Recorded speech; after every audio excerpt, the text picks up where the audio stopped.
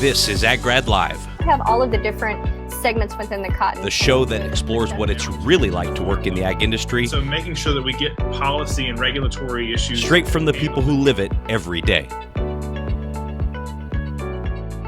Hey everybody in Facebook land, we're back with another episode of AgGrad Live. This is the show we do every week where we broadcast it live on Facebook and then it gets repurposed to a podcast called AgGrad Live and to our YouTube channel. So if you haven't subscribed to those two places, please make sure you do that. We have a very special episode today. We have been going through the AgGrad 30 under 30, and I think we're about 2/3 of the way through those already. But I wanted to take a pause from those interviews to capture something that I think is highly relevant to those of you who are consuming the content at AgGrad, which is trying to find a career that is right for you, that is meaningful, that really launches your professional life. And we have somebody who wrote the book, two people actually that wrote the book on that. It's called Launchers. Don't Just Take a Job, Launch Your Career. So I'm going to bring them on here. We have Dr. Kerry Litzenberg and Codie Wright. Thank you so much for being on the show.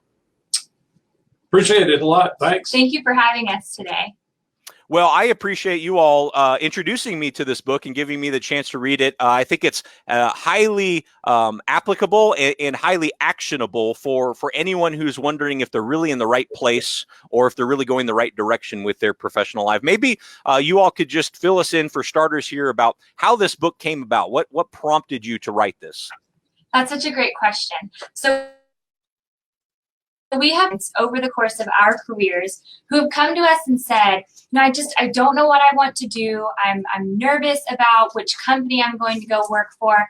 How do I even get started? And we've also had students who have been in those positions come back and say, I've been working in this company for a couple of years. I just don't see that it's a very good fit for me.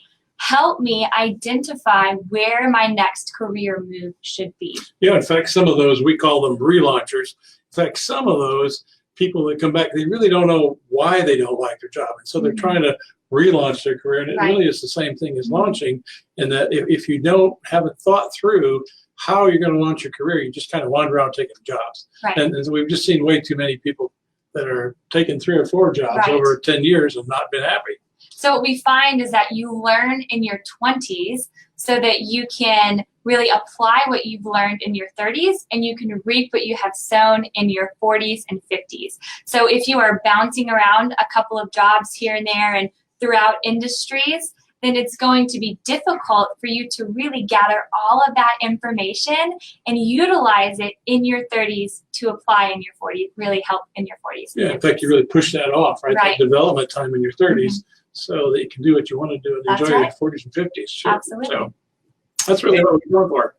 Yeah, and you really outline kind of a plan for doing that, so you can sort of be proactive and really be thoughtful about how you launch your career, or in some cases relaunch your career. What did you notice were kind of the biggest mistakes people were making? It sounds like the biggest one is just not having a plan at all. But kind of what were you noticing that said, we really need to write a book about this? Well, of course, one of the things we wanted to do was just develop a much stronger number of more people could do this approach. We just saw people being really frustrated. Right. We've interviewed and done coaching with so many students and young people that are just sort of beside themselves, and we just had to do something about that. Right. What do you think? Yeah. So we've noticed that students these days are really pressured by society, a lot more so than you would see the generations that came before this. The 2 generations that are really out to the workforce right now, your Gen Z and your millennials. And so growing up, they've been asked their entire life, what are you going to do whenever you graduate? What are you going to be whenever you grow up?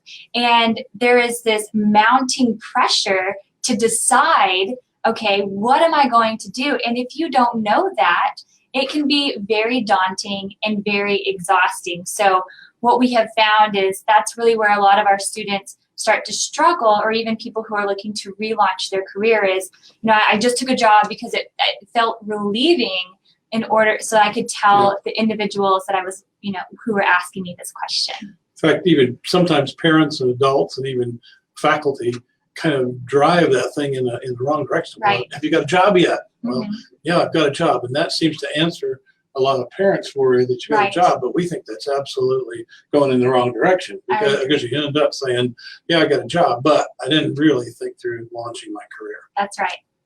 Wow. Yeah, no, that is so true. All of us have experienced that, where it almost seems like, boy, I just need to find any port in a storm here because everybody, all my peers seem to have a job. Everybody, you know, if I look on Instagram, everybody's happy with their lives. How come it's just me? And that's how I think a lot of us feel, especially if we know we're in the wrong career or wrong job, or if we're just starting out. Well, what is step one? Obviously, you know, you wrote a whole book, so it's a complicated question that probably merits an extensive answer. But is there any low-hanging fruit or kind of like first action step that someone should take rather than just hopping online and applying for every job that they see? Yeah, I think there's sort of the very first part really says, okay, what's this process like? And then part two really says, what do you bring to the party? So the first two parts of the book are really useful, I think, in terms of trying to tell people you got to know what you got to bring to the party. And so we try to get that through the first part. Then part three is really says, okay, what are these core competencies that you have to have to be ready to launch your career? And then part four really has some interesting, sort of more thought-provoking, a little more in-depth questions and thoughts about how do you, what are the professionalism sorts of questions that we have? So I think that's the way we put it together. Really. Right. Absolutely. And who did you have in mind as you were writing this, both of you? You know, maybe you can pick out a person and we can change their name to make them anonymous, or maybe you can just paint us a picture of the type of person that is right for this book. You know, as you were writing, who did you have in mind that you were talking to here? That's such a great question. So the person who we have in mind is someone who is really proactive and someone who wants to really own the career that they are going to be in over the course of their lifetime. You have about 40 years in your working career, so we want you to be as happy and successful as you can be. So the individual who is really looking to own that specific career launch plan, someone who is, you know, doesn't really know where they want to go, but is open to exploring those different opportunities, and someone who is really focused on building themselves as an individual and focused on that personal development and growth. I think the best part you got in there, Codie, is somebody that is proactive. That we're looking, so sometimes when we work with clients and students particularly, we kind of have to go back and motivate them sometimes. We're kind of assuming that you're motivated, you're ready to try to be proactive, and that's where the book really picks up. And, you know, you come across career books, and, you know, as a student, I remember thinking, okay, here's another career book. But what I think is so valuable about launchers is that it really gets to their level of, okay, we know where you're starting from. We understand that this is a lot of pressure, and it really is stressful trying to identify what company and career and industry you want to go into. So we really get at the level of where they are and help them identify, okay, even if you don't know what you want to be, that's okay, but let's start step one. Here we go. Interesting, you mentioned something about a ubiquitous anecdote or whatever, a person's name. We have, I don't know, as you read through the book, there's, you know, there are lots of stories that we have. We only put one full name just because we like the way it sounds so much and it's cute. But mostly we use first names all the way through, and it's fun to have former students come back and say, I think I'm on page 79. Right. So we did use real live anecdotes about, okay, here's a situation, here's a problem, and we think they are very typical, and they reach out to people who've told us that, not just one individual, but others. Right, and that's one person. The other person is the individual who is in that position, and they just think, this is not for me, this company is not the place that I want to be at, or the position that I want to be in. So it's also for that individual who is in maybe like year 1, year 2 of that position and looking to successfully relaunch their career and be really happy in that next position. Yeah, so from a baby boomer standpoint, it's kind of interesting because from the baby boomer standpoint, no baby boomer would ever quit their job and then start looking for another one. But I'm so unhappy with this job, I'll just quit, and they'll spend a month or 2 or 3 sort of finding themselves because they know they had not launched and they want to be a relauncher. So Codie and I wrote this from the standpoint of a baby boomer and the standpoint of a millennial. we were quite interesting to see how that worked. Right. Right. Absolutely. Well, if you're just joining us, we're talking about this book. It's called Launchers. Don't just take a job, launch your career. And I was so excited to launch into this interview that I didn't really talk about your backgrounds at all. Maybe if you could just for a minute talk about your backgrounds that sort of led you to writing this book. Yeah, go first, Of course. Codie. So I did my undergrad in leadership and development at Texas A&M University, and then I did my master's in agribusiness. And I've been working in the Weston Agri-Food Sales Program as the assistant director now for 4 years. So really what that role requires me to do is teach several sales courses, work with industry professionals, and really bridge the gap between industry and academia. So I have been involved in the program for a while. It has been really fun being able to create and really get this program off and going. So I'm the old guy in this group. So I've got 41 years of teaching experience at Texas A&M. Mm-hmm. And I'm an agricultural economist by training. That's where my PhD is. But in the last 20 years, I've become more and more interested in human development, how to use emotional intelligence. When writing the books came along that said, here's what emotional intelligence is, I go, wow, okay, now I can explain what people were really looking for. And so I kind of fell into this over time, I suppose. Now, you might wonder, this is an unusual partnership. Maybe we should talk about our partnership a little bit. Codie was in my undergraduate class I was. 6 years ago, I guess. And, Yes. and she says, wow, this is good. And I said, yeah. And we just connected. Right. And it's really pretty unusual, but we've developed a partnership where we're quite honest with each other, I suppose, and say, and she'll say, hey, Doc, you can't say that. I'll put something, I wrote something in the book. No, that means something to young people. You can't say that. And vice versa. I would say, okay, Codie, that's a good idea. But my experience hasn't done that. So we built a partnership, and we found out when we started writing the book that we could pretty easily connect and write together. So we truly wrote this together. Sometimes when you see co-authors, you can obviously tell one chapter's by one person, one's the other. That's not the way we are. We're really partners all the way through. Right. So if you think about it, you're taking the experience of a baby boomer and the knowledge of a millennial, and you're blending the two together. So it really has created a very valuable relationship, and also able to communicate the information in the book as well. In fact, if you look at chapter 19, it's kind of interesting. How do we work? How do millennials? How should they work with baby boomers? Right. How should baby? So we even wrote a chapter kind of when we were closing up with the book. We said, we've learned. I've learned so much about young people, and she said, yeah, maybe learn something. So we tried to write that chapter that said, how do you work with those people? If the boss is still a baby boomer, here's what you better do. We love doing chapter 19 for sure. Right. Yeah, no, I thought that was a fun addition towards the end of the book there, talking about sort of the cross-generational differences. We do have a comment here. Rachel McNamara, she said this couldn't have come at a better time. Excited to read the book. Rachel, thanks for tuning in live. Very, very cool. And then also you mentioned, Dr. Litzenberg, you mentioned the emotional intelligence. So that's something that that term has been thrown around more and more in recent years. Can you talk about what that is and why that's relevant here in this context?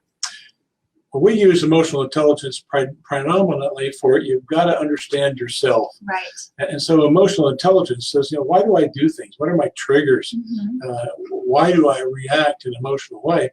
And then the second part is, how do I control that? What are some strategies for that? So we actually have a class on how to work with customers that is completely about emotional intelligence. How do you understand yourself, what triggers you, and how to use that? The other two parts, of course, are how do you understand socially, how do you understand other people, what drives them and how they react, and then how to help manage or control them. So that's really the four pillars of emotional intelligence that we have built, loosely built, at least into the book.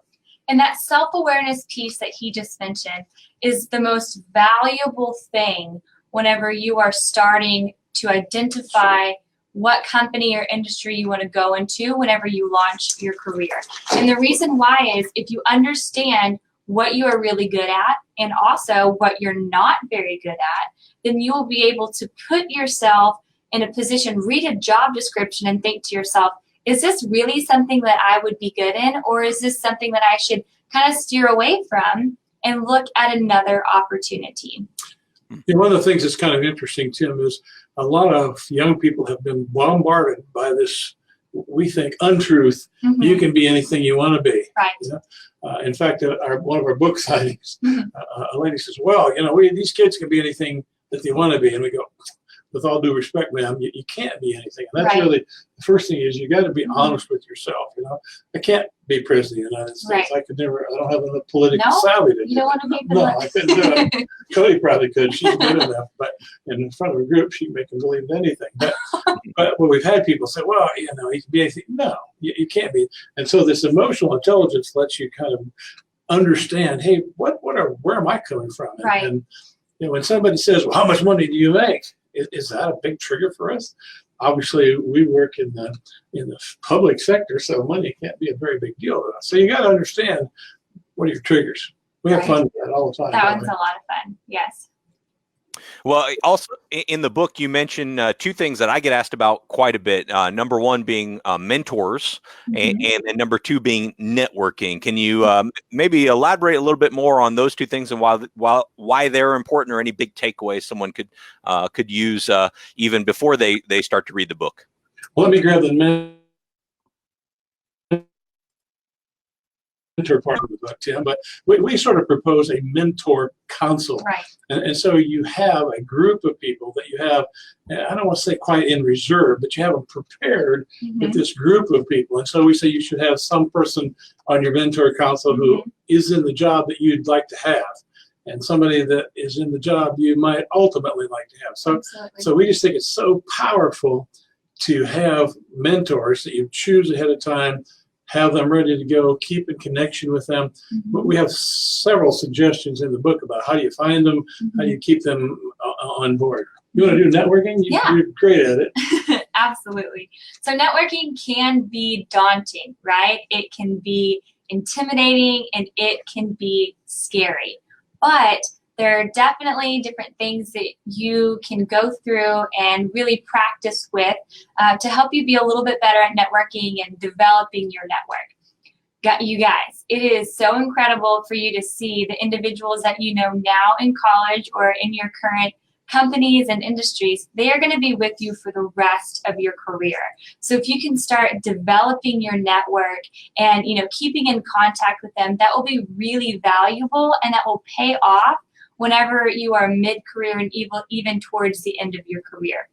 Now, there is a really great book called Captivate by Vanessa Van Edwards, and she talks specifically on some of the different things that you can focus on whenever it pertains to networking. How to be more interesting, how to really speak with the individual and make sure that you are remembered. So in our networking chapter, we focus on helping you identify what really a network is and how valuable that is, but also being able to move forward and network with those individuals as well. Codie, you mentioned a particular book. One of the things, Tim, that we've tried to build into this book is many different resources that you might be able to use. So when we're on a particular topic, we always try to say, here's some people that we've read. We have a thing that we wrote in the later chapter that we found out. We said, leaders are readers. And as we have industry people come and talk to our students, they say, oh, here's a book I read. In fact, we have a small library up here. And the book is books that people that have talked to our students suggested. And so we really think it's important that you read. And we just find out people who are super successful just keep on reading and reading. They do. And if you're the type of person who is a slow reader like me, I love audiobooks. That's the way that I grab all of my content and information. And so audiobooks and podcasts, but the great thing about that is that it's passive, right? So you can be driving down the road, driving to school, driving to work, and gathering that information on your way in. So if you're the type of person who, if you think like reading is a little intimidating, then definitely check out audiobooks, Audible, and podcasts, because that might be the best way for you to gather that information.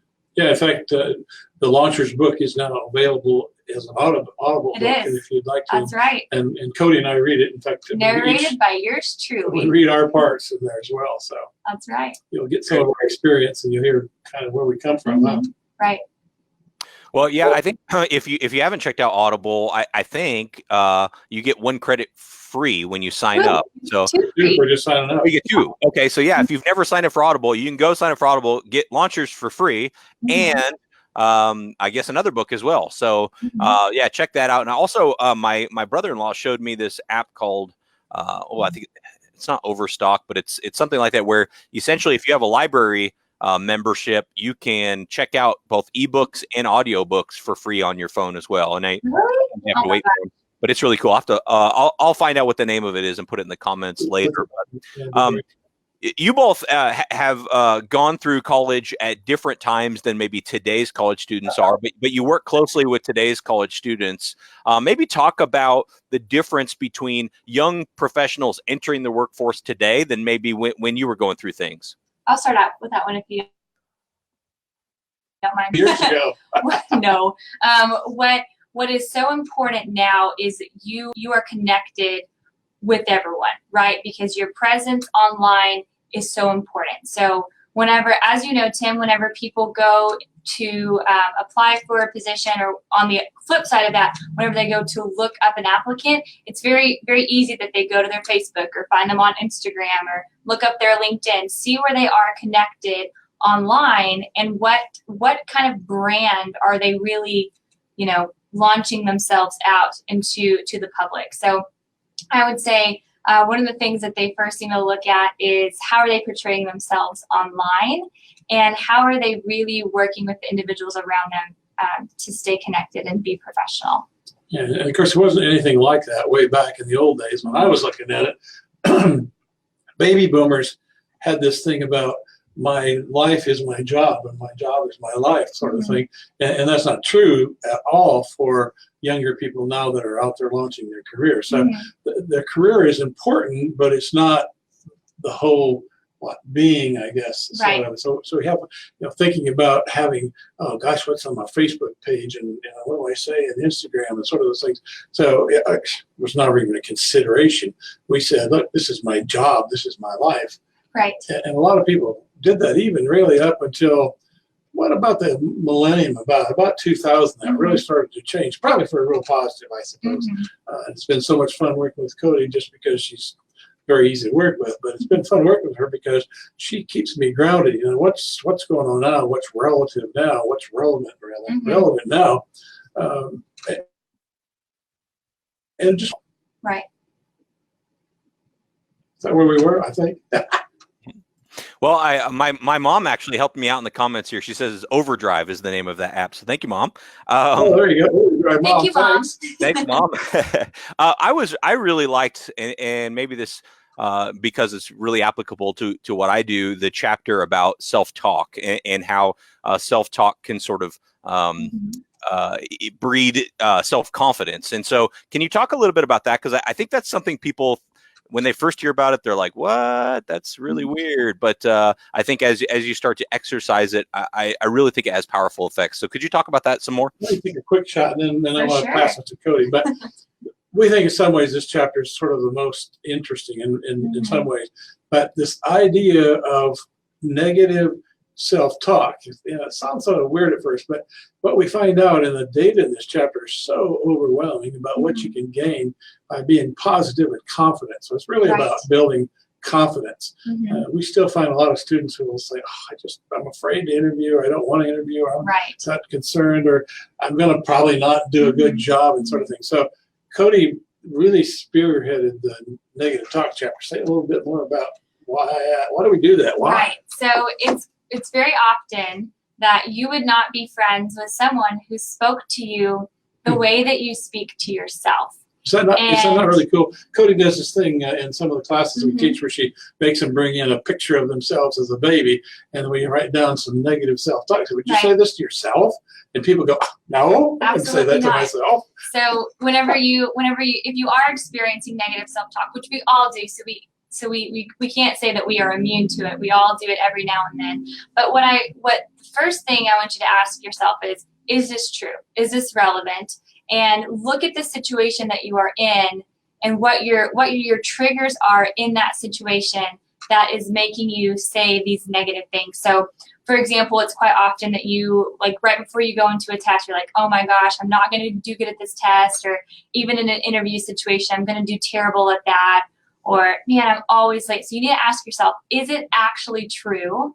And then ask yourself, are you speaking in absolutes? Because it's likely that you're not always late. It's likely that, you know, it's not likely that it is an always or never type of thing. So you have to ask yourself, are you speaking in absolutes? And that is also a good indication as to see whether or not you are using this negative self-talk. Yeah. It's kind of funny, just an anecdote, Tim. So Codie and I were going to talk to a client, a major client, Right. because the university doesn't they sponsor us, but they don't pay us. They pay Codie's salary. So we have to go out and get money. And so Right. Codie and I were getting ready to walk in to see the CEO of a company that we were going to ask to be a sponsor. And I said, we're just at the door, and I said, no, they're probably going to say no. And she looked at me and she says, what's the matter with you? You know, positive. I go, yeah, they're going to say money. And we walked in, explained it to them, and we got a donation from that. Right. So it's really powerful to get oneself into the confidence side.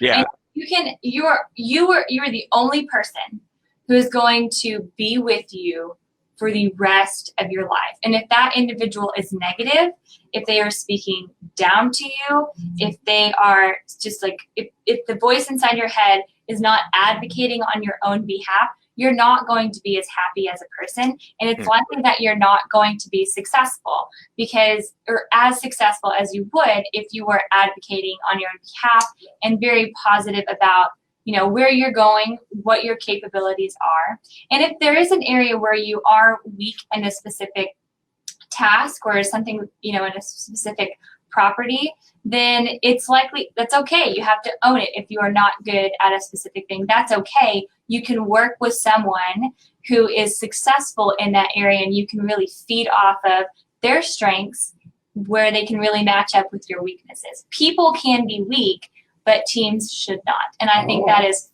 totally important to really bring to remember. And that gets back to what we're talking about with mentorship and network too, really bringing those people in and putting them on your team, so to speak. And I know there's somebody listening saying, boy, that seems like such an obscure and irrelevant detail, like how I talk to myself, like it doesn't have anything to do with how people treat you. But I would challenge you to try it out and give it an honest effort, because I think you will be surprised at how powerful it can be. Well, we talked earlier about who should read the book and kind of what those people are likely struggling with. Paint us a picture of how that person looks after they finish the book. I mean, you have some exercises in the book. You have some really clear action steps.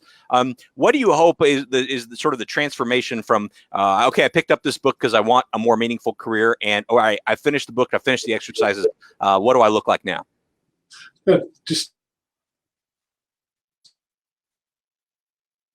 people who have, in fact, often will have little paper notes or connection places in different chapters, and they put this book on the shelf. They say, well, I looked through it, but now what I want to do is put it on the shelf, and when I get ready to do my interview, I'm going to zing over that chapter. When I get ready to work on my mentor console. So we have one group of people who uses it as a reference. I think that's one people. How else do we see people using the book, Codie? I think they will have a new perspective on owning their career. Yeah. A lot of times people just assume that their career is going to happen to them and not for them. And so they'll just take any position after graduation and just think, okay, this is the best thing because this is what has been offered to me. What we say to a lot of our students is that you are in the business of turning down positions because you have a better idea of what you want versus them wanting you as an applicant and as an employee. So I think the person after reading this book has just a better perspective on knowing and owning what they want to do whenever they graduate or if they're in this transitional time. And also it brings another level of emotional intelligence and self-awareness whenever they leave, after they listen to this book or read this book, they can really own who they are and what they bring to the table.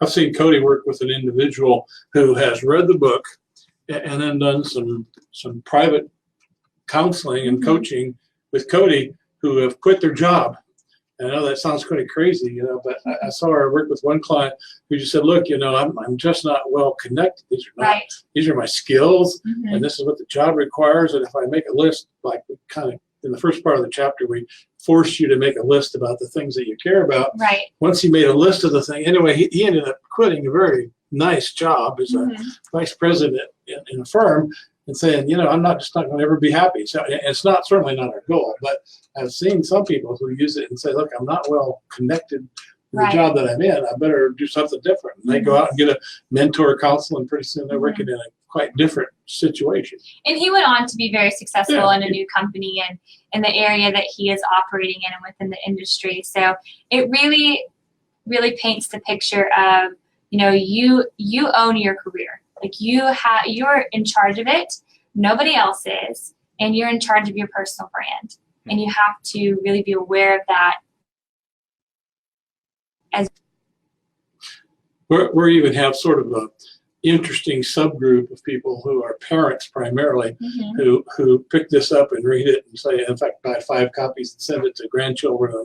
But it sort of helps parents and grandparents have a new vision of this. It's not just a go get a job. It's not magical. There are not lots of. I think when we're in full employment in the country and we think, well, there's lots of jobs out there, and there are, but they're not maybe lots of jobs that match up with an individual. So moms and dads and grandpas and grandmas really seem to enjoy reading the book and comment to us and send us comments about, actually, I really learned how to help my grandson, granddaughter, whatever, to develop. Yeah, that's great. And I know we're at the 30-minute mark, but I have one more question before we start to wrap up here, which it's a bit of a challenging one. It's one that I don't know that I have a good answer for. So we'll see if you could take your best shot at it. Which is every job is going to have challenging times, and so sometimes it can be difficult to tell when is it just like a bad day or when is it just like a challenging task or something that's not fun. No job are you just going to really love every second of, in my opinion. So how do you tell the difference between when you're in the wrong role and when it's just like one of those bumps in the road? So you can tell that you're in the wrong role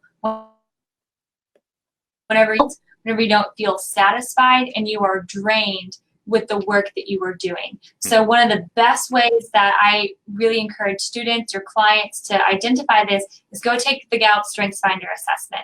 This will give you a good idea how you operate within the roles that you are working in. Personally, I am a extroverted individual, and I know that I would not I would not be satisfied in a position where I was sitting in front of the computer all day long looking at data and different information, and then not being able to communicate that with individuals. Now, there are people that I work with who that is what they love, right? They love processing that information and then being able to give me that way I can utilize. So first thing I would say is look at your strengths and then match that up with the roles in which you are completing in your position. And then that will really give you a good idea is if you are in the wrong role. You want to add on to that? Yeah, well, Tim, I think you really made a good point. I mean, there are rainy days. Even the best job you can dream of in the world sometimes has rainy days. So we can say, you're not just mad today. And we get some clients that come in and say, I had a crappy assignment last week. And so we really try to help them say, take a step back. It's really part of the emotional intelligence that you have to work on and say, okay, what triggered that? And so sometimes, and that's really not in our book, it's really kind of beyond the book, but we really tell people, you've got to sometimes check and say, why did I have such a bad day? What was the trigger? What happened and how did that make me feel? And a question you have to ask yourself is, where do I want to go? What is the goal that I want to get to mid-career and at the end of my career? And can this position that I am in right now help me advance to that other role that I'm really desiring to achieve? And if that's the case, then maybe that may not be the role for you. The grass is green where you water it, and you need to anticipate that you will have the want to quit or the desire to quit a position Nobody is going to love their job. There's a saying every day. Right. There's a saying, find a job you love and you'll never work another day in your life. That is silly. And it places unrealistic expectations on the workplace. And so, you hear this so much, find a job you love, from like the influencers on your Instagram or the different people on your LinkedIn, or like these go-getters and achievers and who have all these followers. Find a job you love. That's a bunch of crap. So what we really believe in is that you need to anticipate that there are going to be days that you just do not like. Mm-hmm. It's just a rainy day. Right. But we do have clients that we work with from time to time that we have to say, look, you just need to think about this. Like travel is an example. I know we're running out of time, but travel. So we have people who say, well, I think it'd be fun to travel. And so they'll put a lot of emphasis on finding, launching their career. Right. And they'll come back and they say, man, they're making me go here and they're making me go there. I just hate it. And we say, okay, got to go back to your launch criteria. Right. Your launch criteria, you told us right here in your client sheet that said you were really putting a lot of emphasis on wanting to travel. Right. And now, so sometimes they have to own up to what the thing that they thought they loved might not be that true when they really launch their career. So sometimes it doesn't, the fit wasn't really good because, and we have them redo the worksheet and we find out, wow, it was because they didn't know how to rate and rank what they're going to do. I know we're out of time. We're going to move on. Go ahead. I want to get back. No, it's good. It's good. And if you're watching or listening and you're wondering about, okay, this worksheet and this criteria, and if some of this that we're talking about is really hitting home for you, you need to go pick up this book. It's called Launchers. Other than Audible, which we already discussed, where else can they get Launchers? Amazon.com. Pick it up. Well, thank you so much to both of you for being on the show. Really appreciate this. I hope people do not only buy the book, but actually work through it, because it's very personable. It's very relatable. It's a really, I would say it's a seamless read where you're going to really do some introspection, and I think it'll help in your career. So go pick it up, and thank you again for being on the show. Thank you, Tim. Appreciate it. It was a great time. All right, we'll be back next week with AgGrad Live with another 30 Under 30. So I hope you're tuning into these either on Facebook, on the podcast, or on YouTube, and we'll see you next week. Thank you for joining AgGrad Live. Visit aggrad.com, that's AGGRAD, to join the community, create your profile, and learn more about careers in the agriculture industry.